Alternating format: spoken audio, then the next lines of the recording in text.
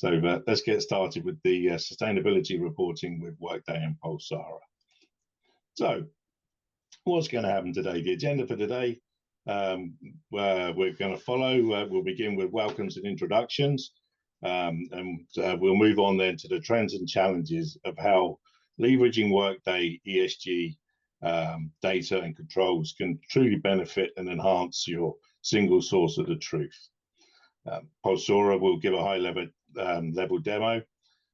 They will introduce a solution, all of the reporting needs, and then we will follow on by showcasing the Kainos exclusive Workday adaptive planning model for you. So please ask questions along the way. I'd like to keep things interactive. So there is a Q&A section of the webinar.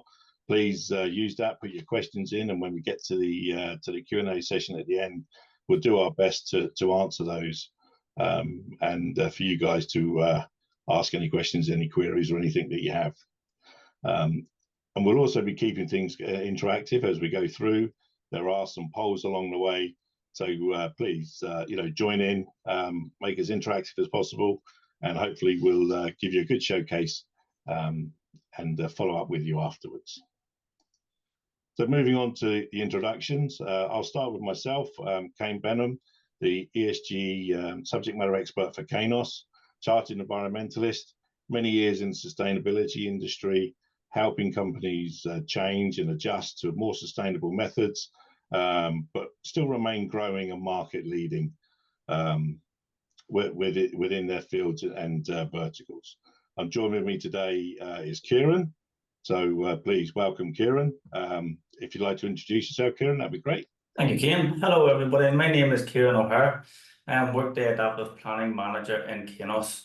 I have been in that role for a number of years now. Prior to that, my background is that of chartered accountant and finance, working in various group and FP&A roles. Thank you. All right, that's great. So Aaron also joins us from Pulsora. So Aaron, can you do the honors? Yeah, thank you, Kane. So my name is Aaron Silverstein, and I'm from the solutions consulting team at Pulsora.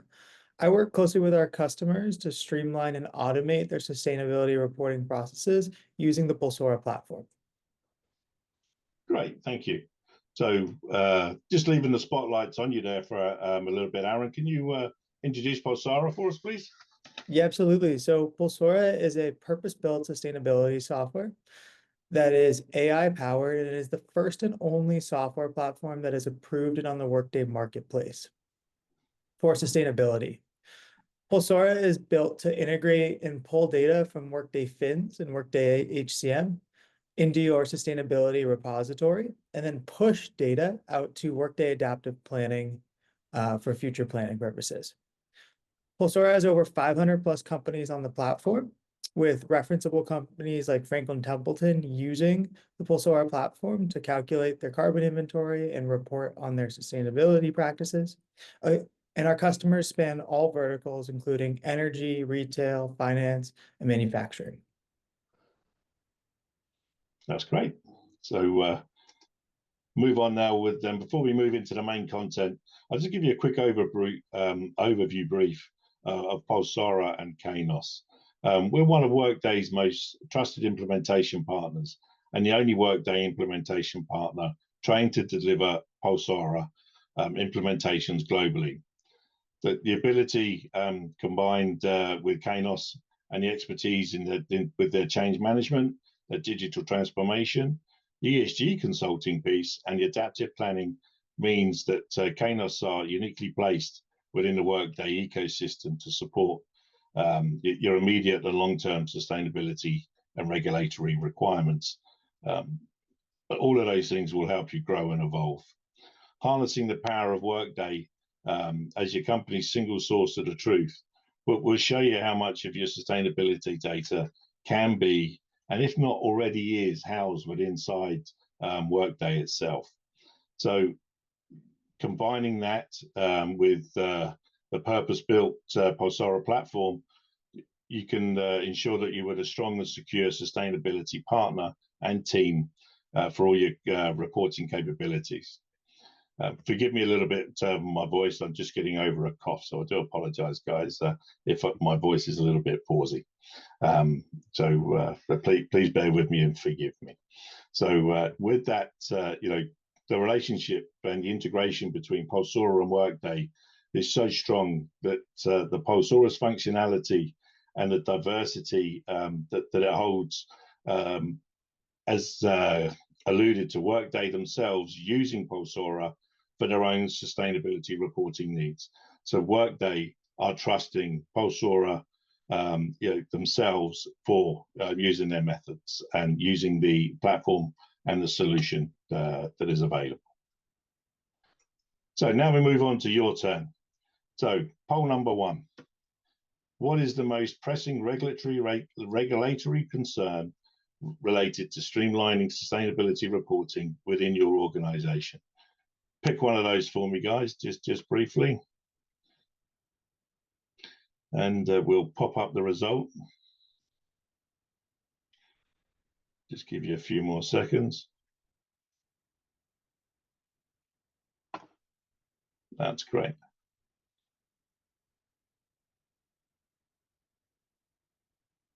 Okay. So let's take a look at the results. Compliance with evolving regulations. That's quite interesting. And also data accuracy and standardization of reporting frameworks. To be honest, I thought that I'd be seeing a lot more about transparency and data accuracy being number 1, rather than a little bit lower down the list. That's a good result, and thank you all for that. So what I think we need to all realize with our challenges, the increased regulatory scrutiny is actually becoming quite more arduous for us all, certainly in the business climate that it is, and it's constantly changing and evolving. The standardization, so when you start to look at the metrics that are now merging together and the frameworks, so such as TCFD, GRI, that merging with CSRD, also the ISSB regulations, they're all evolving and joining forces, if you like, and merging together. So a lot of your data will be spread across multiple frameworks, and you need to look at how you can ensure that the least amount of effort with your data goes across those frameworks, so that you can integrate it with your business strategy. But for me, the key thing is stakeholder, the stakeholder demand for transparency. I mean, it starts at the top. So the stakeholders have also got to be able to see and enjoy the benefits of seeing the results from top down and then back up. So the stakeholders are very key as we go through this. So with that in mind, a lot of these challenges, that we have here can be minimized, by staying within the Workday ecosystem. Well, 1, it provides you security, and 2, you have Kainos that'll enable you to remain with all the abilities and trusted implementations and the partnership relationships that we already have. They really understand Workday. So Kainos can be that glue for you. Make sure that your partnership with Pulsora is seamless, and keep with that single source of the truth. Now, question number 2 for you guys. Sorry, it's so quick, close to the other one, but please, which regulation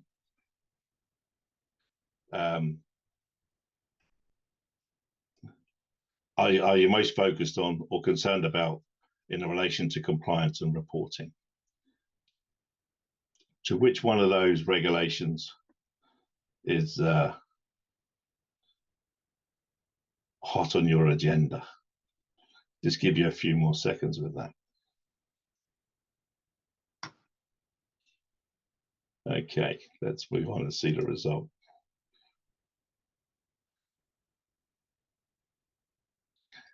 Yeah, that's not a surprise for me at all. The CSRD is becoming probably the most prominent one that is there for us all.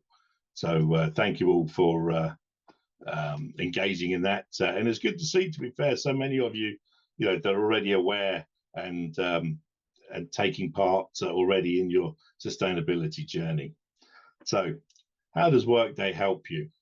And how does levering Workday, for all your data, help you? You have a centralized data repository, so it's all your data in one place.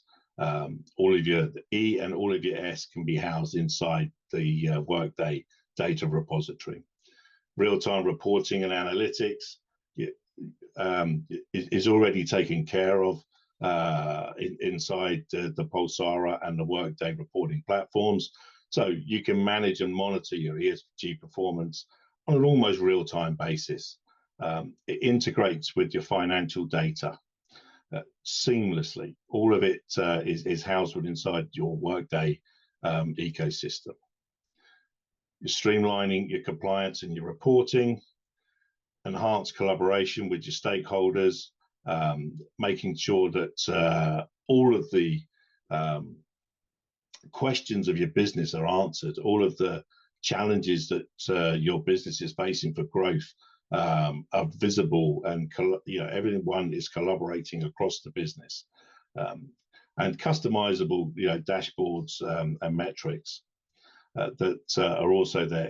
Everything is fully customizable. All of the data can be used in any way that you need it to be used and see fit in.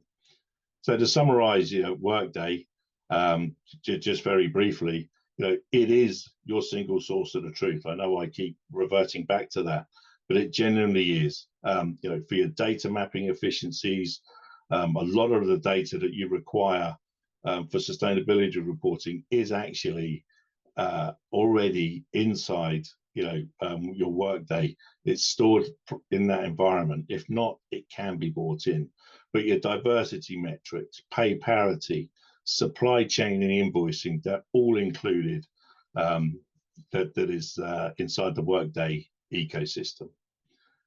So the last slide from me, and to briefly touch on data integration from other sources. Pulsora has the capabilities to use data from all of your sources, not just Workday. It has a seamless integration but with Workday, and that API is already built and free out of the box.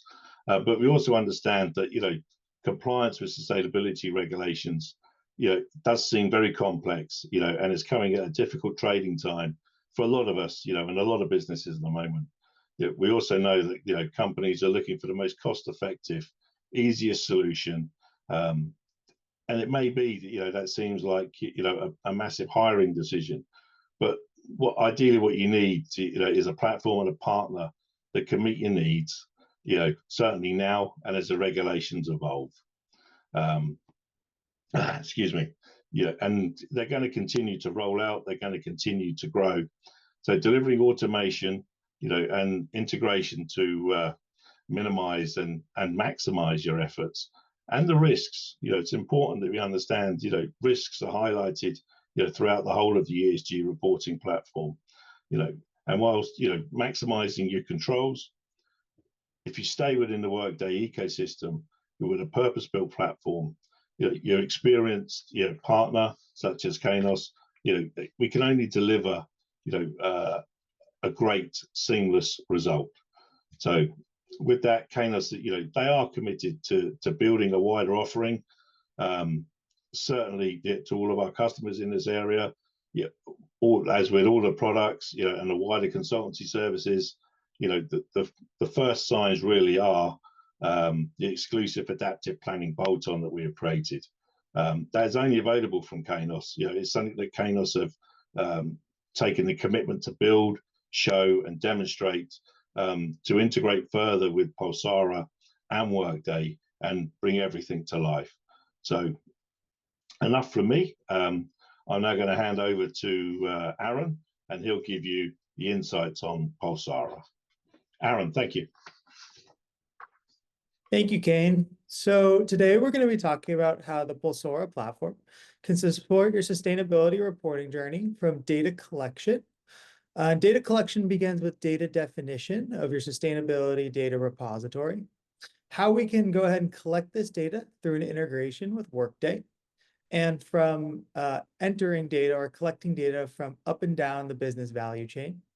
We're going to talk about how we can consolidate this data under a preset library of standard metrics and KPIs, or custom metrics that may be bespoke to your sustainability reporting journey or stakeholder reporting requirements. We're going to talk about how we can go ahead and pull in data from Workday to calculate your emissions on platform using our comprehensive Scope 1, Scope 2, and all 15 categories Scope 3 carbon calculators. And then from this calculated and collected data, we're going to talk about how to report or disclose information to stakeholders up and down the value chain. And we're going to talk about how to find actionable insights from the analytics module within Pulsora. So I'm going to begin by sharing my screen.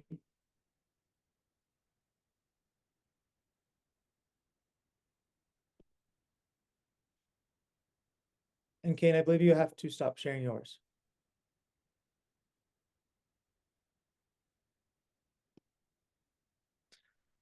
So here I've landed within the Pulsora platform as a sustainability manager for an operating company. My goal or my jobs to be done is to collect data from up and down my business value chain and from third-party systems like Workday, store it within the sustainability data repository that is Pulsora, and then use this data to go ahead and report out to different stakeholders. So data collection begins with defining the data model inside a Pulsora catalog. So Pulsora catalogs can serve as the centralized sustainability data repository for your business. Here I've created an ESG catalog, which has a multitude of different metrics. Catalogs can be created from a variety of the globe's leading standards or frameworks. Pulsora maintains a standard library of these frameworks and metrics. So you all reported as CSRD as being the most pertinent issue or reporting requirement relative to you. Pulsora maintains a standard library of KPIs and metrics organized under their topics and subtopics. So once you run your double materiality assessment, you can go ahead and select which metrics are material to your business, and you can store them in your ESG or sustainability data repository. In addition to these standard metrics and KPIs, you can also create custom metrics that may be bespoke to your business reporting strategy or might be used to supplement your standards reporting. If at any point you want some additional information about possible metrics to create inside of your sustainability repository, you can access the Pulsora Copilot to give you suggestions. So for example, I know I have to calculate and report on my gender pay ratio, but I'm interested on what are some methods or metrics that it may be used to actually calculate my gender pay ratio. I can ask Pulsora Copilot for a calculation methodology, and it will go ahead and suggest to me the variables needed, which I can create as metrics in my catalog to then go ahead and collect from Workday and calculate my gender pay ratio. So today we're going to be talking about collecting a employee breakdown by region from the Workday system and storing that in a metric to report as part of our GRI content index, which we might append to the end of our annual sustainability report, or we might include as a document on our website. So you can begin by collecting this data from Workday by creating a Pulsora data source. So Pulsora data sources are API or SFTP connections or integrations with any third-party system. In this case, we've created a Workday HCM data source that is going to pull in a list of employee records, summarize those records with an input map, and inject the data into our catalog. The Workday integration with the Pulsora integration with Workday is built on top of Workday query language. So Pulsora can access any piece of data that is accessible by Workday query language inside of Workday. Once I go ahead and trigger this data source, Pulsora is going to pull in a subset of about 500 records, summarize those records with our input map, and then insert that data into the catalog. When I go ahead and click on a metric that we've updated from the Workday integration, you can see that the audit log has captured that the integration with Workday was the source of this data. Pulsora was built with auditability from the start, meaning that every piece of data is traceable every time it's updated, changed, the user is captured and timestamped, so that at any point, the comprehensive audit log can be used for assurance purposes when reviewing the data. In addition to quantitative data that we might have pulled in from Workday, we might need to supplement some of this data with qualitative information. At any point, you can go ahead and assign metrics in the catalog to different users up and down your value chain. When a user gets assigned a metric, they can go ahead and log into the platform and use on-platform tools to write a response. For example, they can use the Write with Pulsora AI to gain a starting point on this qualitative question that asks us about the description of our waste policy within our business. Pulsora maintains a varied list of validations that can be stored on a metric within the platform. For example, we have a question here that asks us about our total waste that we've calculated on platform, and we expect that this value is to be within 20% of last year's value. The platform is highlighting that the current value entered for this period is above that 20% threshold that we expected for this metric. So in addition to metrics that we collect and store within our catalogs, our ESG data repository, we might need to calculate our carbon emissions. Pulsora maintains a comprehensive list of GHG calculators to calculate your Scope 1, Scope 2, and Scope 3 emissions. For clarity, Scope 1 are the emissions that you create by burning fuel within your business. Scope 2 emissions are emissions you create by consuming energy that created emissions downstream from your operations. And Scope 3 emissions are emissions that are created from your entire supply chain. The data to calculate your GHG emissions often resides within supplier invoices that can be stored within Workday fins. You can create a Pulsora data source to pull in GHG transactions or supplier invoices from your Workday fin system to create activities or records within a Pulsora calculator. I'm going to go ahead and open up our Scope 2 calculator to show you a list of supplier invoices that we have pulled directly into the platform. You can see that these supplier invoices have been assigned by facility, allowing us to calculate our GHG emissions based on the locations of our operations.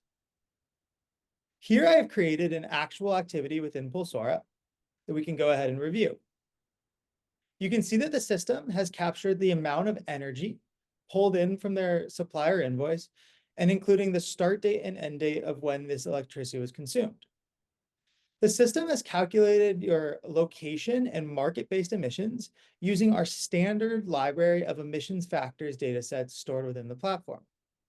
Pulsora constantly updates and maintains the most up-to-date datasets of emissions factors so that our customers can focus on their carbon data collection and calculation and stay up to date with the most pertinent information.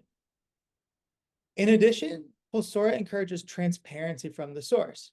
So the audit log captures every time that data was updated, changed, or calculated using our carbon calculators.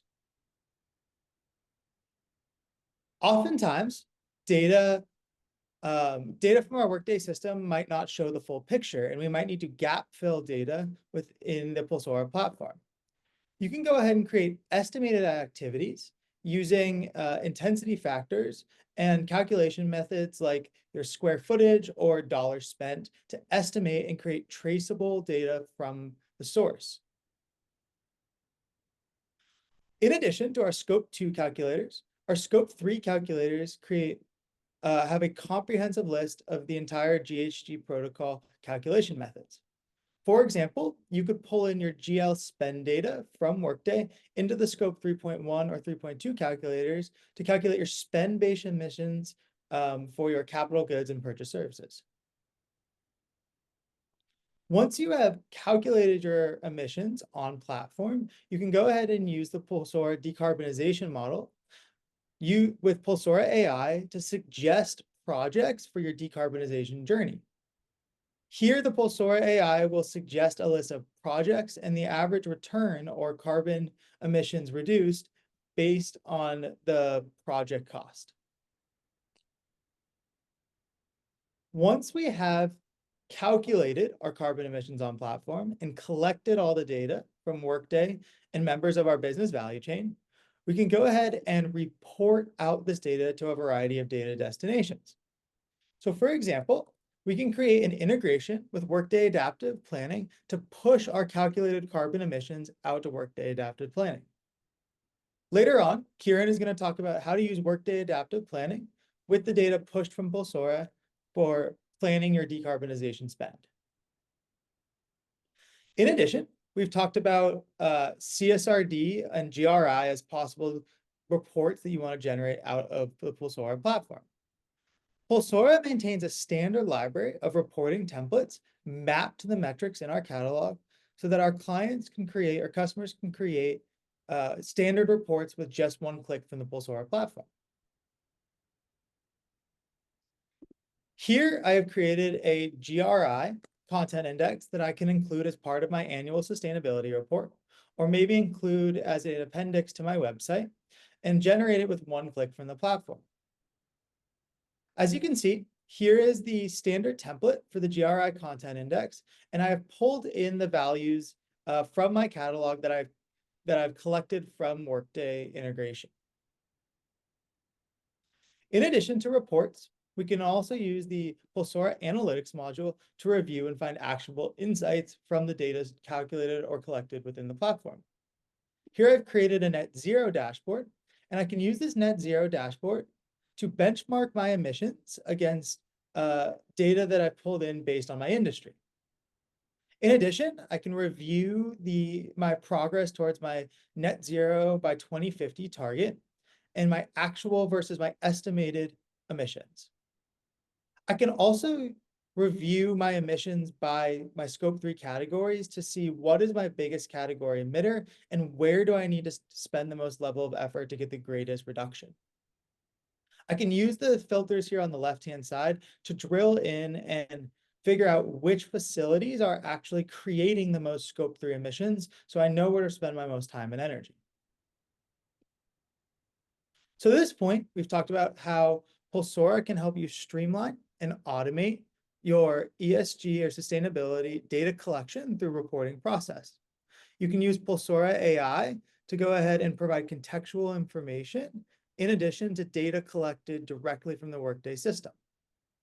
We've talked about how an integration with Workday Fins and Workday HCM can be used to collect data and store it within your sustainability database. And then we talked about how GHG calculations can be done on platform and pushed to Workday Adaptive Planning. I'm now going to turn it over to Kieran to talk about how Workday Adaptive Planning can be used to plan your GHG carbon reduction plan. All right, thanks for that, Aaron. Just before we jump to Kieran, I've got one last poll for you, so a bit more audience participation.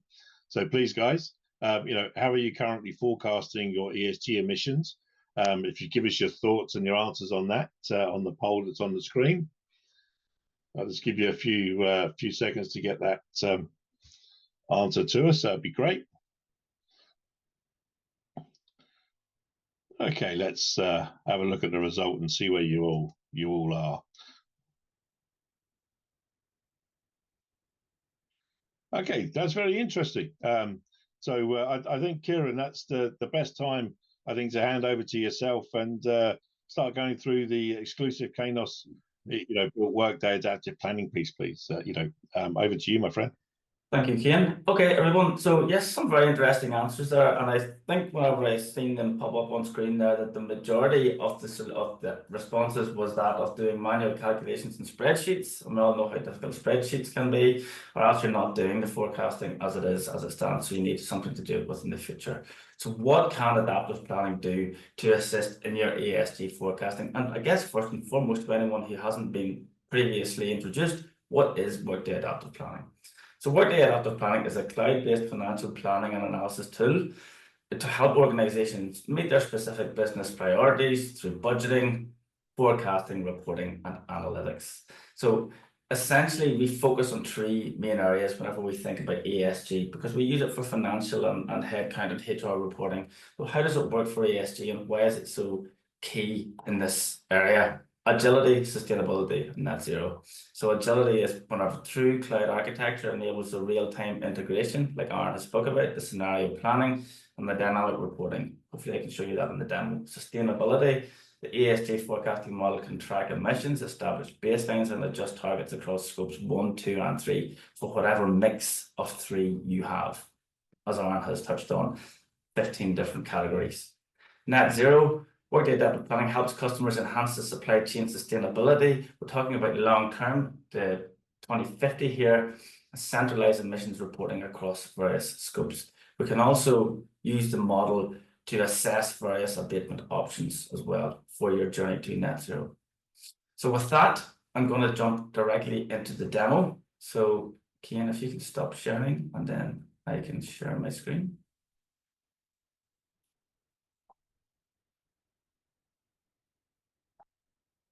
Excellent. Hopefully everyone can see my screen. So what we're going to focus on today, because I know there's a lot of information, is we're going to focus on a short-term model and effectively a long-term model. So a short-term model is whenever we're thinking about in-year, whenever we're down in the detail about scope 1, scope 2, and scope 3, and how can adaptive assist whenever I'm doing that planning.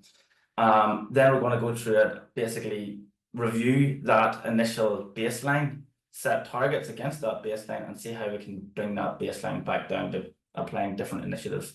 The second model that I'm going to look at then is going to look at a long-term model, so as we're approaching a net to zero, and as I said, those are abatement options.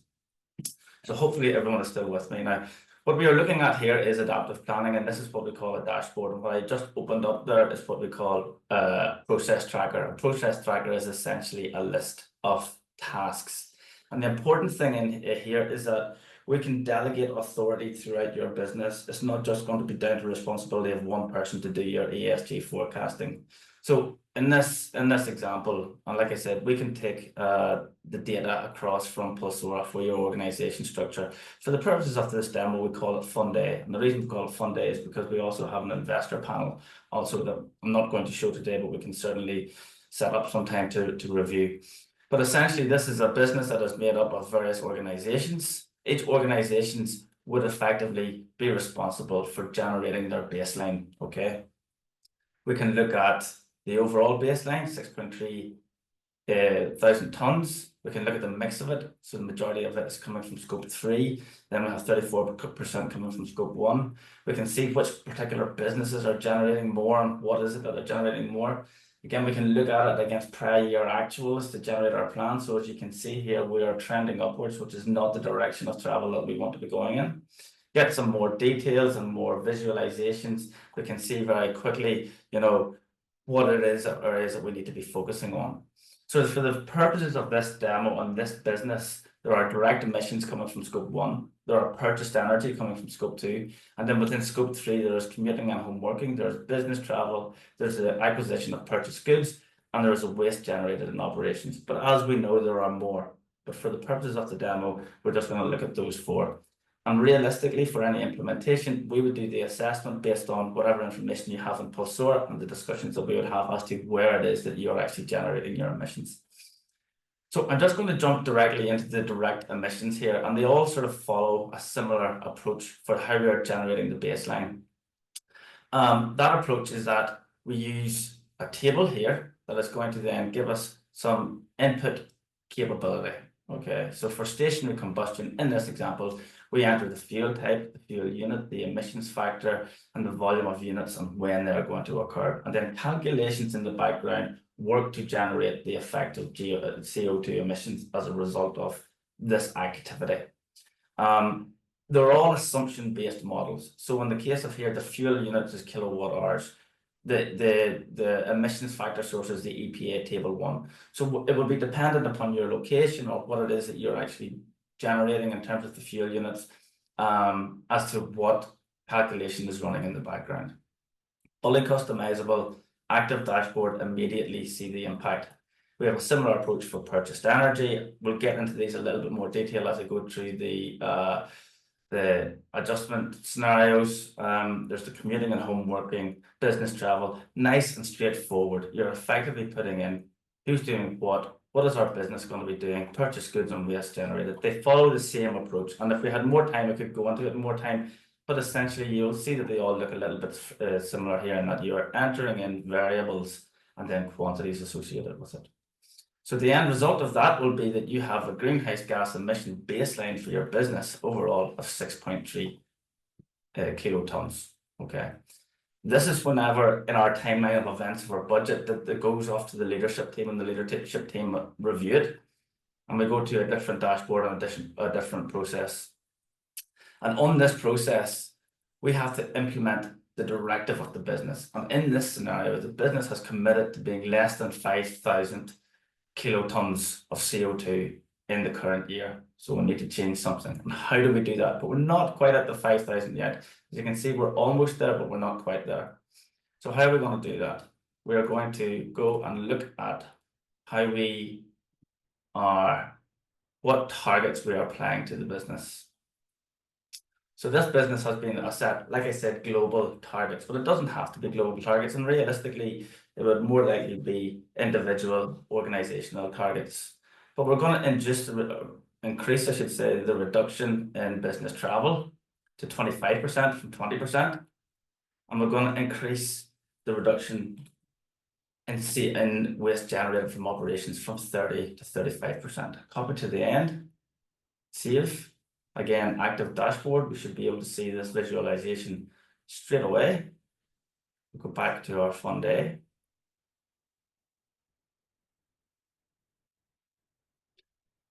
And hey presto, this will get us to where we need. So this is what we need to send out to the rest of the business and the business owners so that they can adjust their forecast by whatever means necessary to get to this figure. But this is what we have committed to. Okay, next stage is whenever we are actually going in and reviewing and revising the ESG baseline to target. This is whenever the active dashboard sort of comes alive. So, like I said, our ESG baseline is 6.3K. But we want to target, where's our biggest hitters? It's going to be a stationary combustion, purchased energy, most likely a common set for lots of businesses. And then we're also going to look at some business travel initiatives, some waste generated in operations, and some purchase goods. Okay, so we're currently not doing what we need to do. Okay, let's go into the direct emissions. So for direct emissions, what we are going to do is, as opposed to using coal, we're going to use a different fuel source, which is coal industrial. So anywhere where there is coal, we're going to replace that with coal industrial, which will likely have a financial impact, but is a cleaner fuel source for the environment and less CO2 emissions. As a result of doing so, we can see that we have immediately had a considerable impact on our CO2 emissions. So we haven't adjusted the volumes, we've adjusted the fuel source. For purchased energy, let's have a look at what's going on. And just by looking at this visualizations, and this is where adaptive and dashboards come to life, is that I could quickly look at this and say, you know what, there's something just does not look right about May 2024. So if I scroll down May 2024, it looks like for the Atlanta branch, there's an extra 0 here unnecessarily hidden. So let's fix that and see what that does. Again, real time. That looks much more realistic. Brings us down further within our overall emissions target, and critically brings us on the correct side in terms of our target that has been set by the business. So our baseline, our live forecast versus the target. Commuting and home working isn't one that we're going to focus on straight away, but there are always initiatives that we could use. For business travel is one that has been identified. as being we can make considerable changes here in various directives. So the first directive is that on any flight, let me just open this up so you can see it a little better.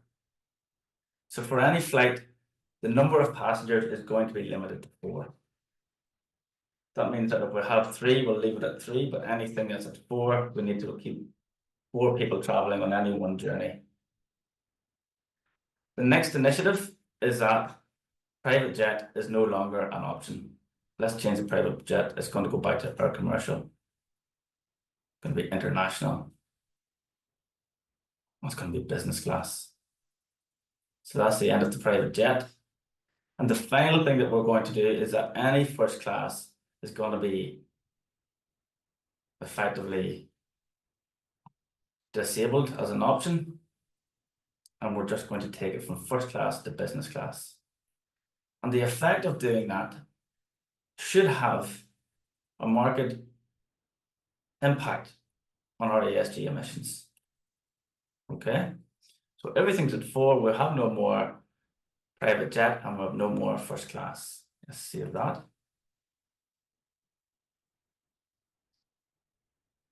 We'll collapse our screen down once it saves. And we can see we have gone down again. And in this case, for the CO2, for the business travel, again, we are on the favourable side of the target that was set to us. Purchase goods. Purchase goods is quite straightforward. We're going to change from going from Li-ion batteries to alkaline batteries. And again, more materials. We're going to change from being PET plastic to PVC plastic. Both of these will have a financial impact, but they will also have a favourable emissions impact. So this is where directives from the top of the business can impact the business, but you can also understand that once this goes out and you have delegated that authority, each of the businesses have their own capability to change what they want themselves. For waste generated in operations, we're just going to change from a combustion model to a composting model. Okay, where's our plan now?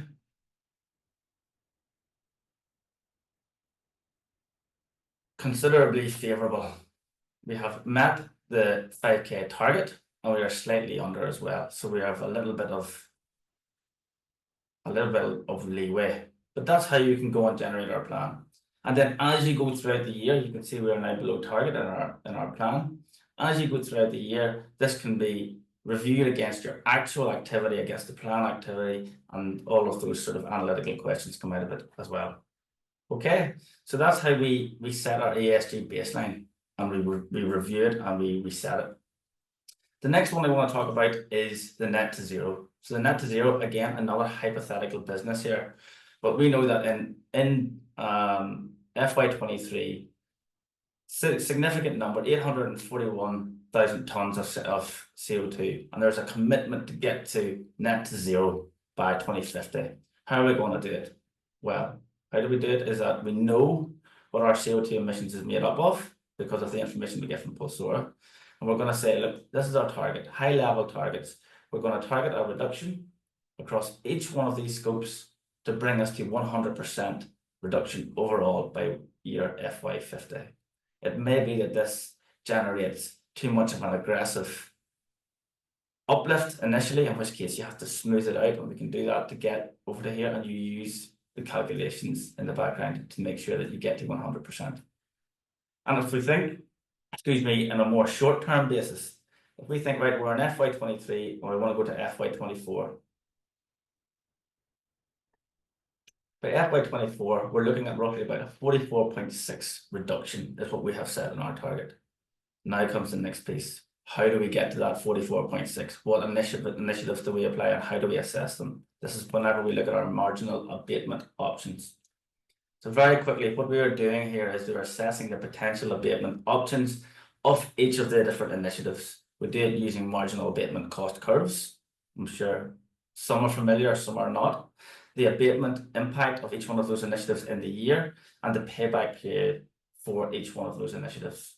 So the business has again set directives here that, and again, for anyone who is familiar with marginal abatement knows that anything greater than 0 is not a viable option, because the cost of doing nothing is less than the cost of implementing the project. So automatically, we're not interested in wood burners and waste recovery.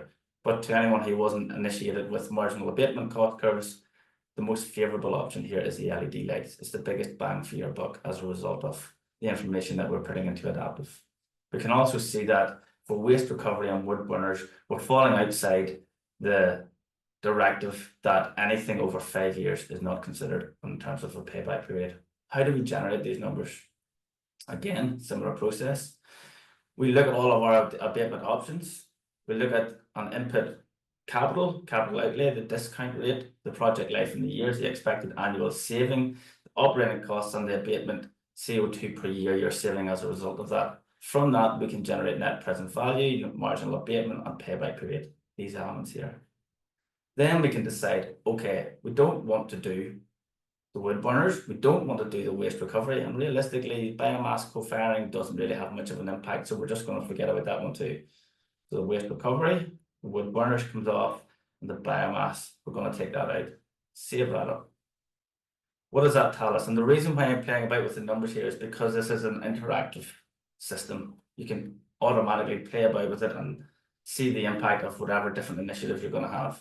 So what I'm looking at the very bottom before I finish is that there's the abatement in the year, and we can see that the abatement from the building retrofits is excellent and it has the biggest impact, and over the life of it has a really big impact. However, if we look at the year and we say, okay, let's just go ahead with everything. If we look at the year, so remember that 44.6 figure that we have set as a target. To get to that 44.6 figure that I was showing on this sheet here, we needed to remove 15.3 thousand tons of CO2 from scope 1, 15.5 from scope 2, and 13.8.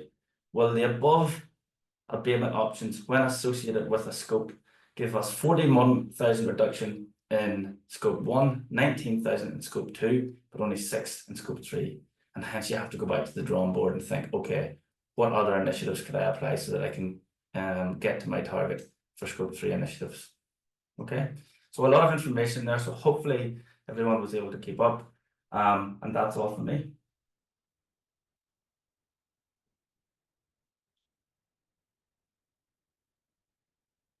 There we go. Back to you, Cian. That's great. Awesome. Thank you. I'll just share my screen one more time. So we've had our demo there. Now we're on to the Q&A, and we still got a bit of time. We still got a bit of time for that. So with the question and answers, that there are an awful lot of questions and answers in the thing. So I'm just going to pick some at random. Anybody that we don't get around to answering, we will contact you afterwards and give you the response and answer and follow up and answer your question and query for you. But Aaron, there's a good question here. We need to collect data from Workday, but also from suppliers that may not use Workday. Is this possible? Yeah, it's a great question, Kane. So Pulsora is set up to represent or create a organizational or business hierarchy that is representative of whatever structure or visualization you want for your business. So this includes, you can create suppliers as a node in this business hierarchy, and you can engage with suppliers directly in the platform by creating tasks for them to go ahead, log into the platform and provide this data. If you want further information about this process, which we didn't touch on 100% today because we were focused on the Workday integration, we're happy to give a more in-depth demo of the Pulsora platform that includes the supplier engagement module or business value chain module by reaching out at pulsora.com. Great, thank you. Another question's come in. How does Kainos enhance sustainability reporting capabilities for organizations using Workday? I'll take that one and answer that. So Kainos enhances sustainability reporting. It enhances your Workday experience. Kainos are dedicated to Workday solutions that are a leading partner across all of the global markets, and rank very, very highly there. And they know Workday inside and out. They're dedicated to building solutions to work with it, such as the adaptive planning piece that Kieran has just shown you today. So, they really truly do know the ecosystem of Workday. They're the only Pulsora fully trained implementation partner, so they can really help everything come to life and bring it to life. And we're very keen to show you that and explore that with you all as we continue this journey. And Kieran, just quickly, I'll give you the last question, if that's okay. How quickly can we implement the carbon reduction model?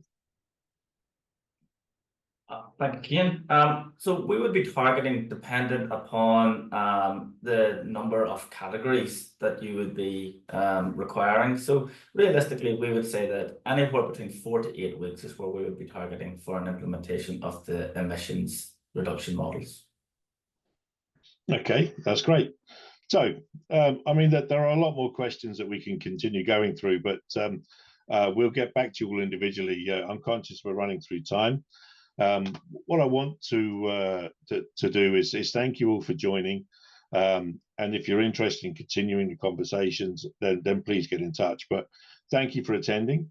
We're now going to share some links for you that will also help you interact with us and ensure that you can get in touch and get more information. So the first one you can see there, if you are attending Rising, I look forward to seeing you. I'll be there myself. Please book a one-to-one workshop with Kainos, Pulsora, and myself, so that we can ensure that you get all the information that you need and spend some quality time with you. If you're a new customer to Kainos or Pulsora, then reach out and let me start exploring with you. Let's start mapping out the opportunities that you have and start building up that process and helping you any way we can. And if you are a Kainos customer and you're interested in Pulsora or the adaptive piece, then please contact your client director to schedule a meeting and move forward. But I'd like to thank you all for attending. And just remember, by utilizing Kainos, Workday, Pulsora, and the exclusive adaptives piece, the single source of the truth is yours. It's all there, it's all held, and it's all kept up. So thank you, and I look forward to seeing you all soon. Goodbye now.